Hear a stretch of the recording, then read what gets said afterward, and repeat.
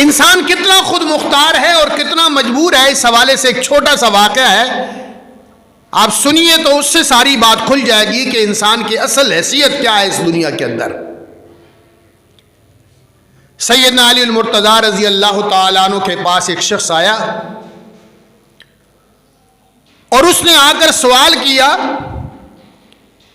کہ آپ یہ بتائیے کہ انسان کتنا خود مختار ہے اور کتنا مجبور ہے، انسان کے پاس کس حد تک اختیارات ہیں اور کس حد تک وہ اللہ کے ہاں بے بس ہے، مجبور ہے، کہاں جا کر اس کے اختیارات کی حد ختم ہو جاتی ہے۔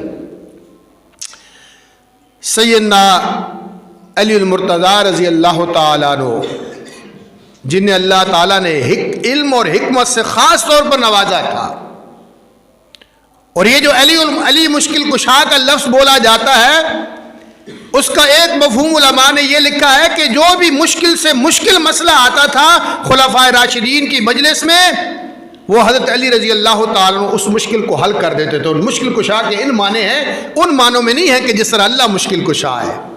بہرحال جو چیزوں پر فرقے اور مسلک کا رنگ چڑھ جائے نا، اس میں پھر لوگ انصاف نہیں کرتے، وہ ضد بازی میں آ کر لوگ غلط رنگ دے دیتے ہیں۔ بہرحال تو سیدنا علی المرتضیٰ رضی اللہ تعالیٰ عنہ سے اس نے سوال کیا کہ انسان کتنا خود مختار ہے، کتنا با اختیار ہے اور کتنا مجبور ہے؟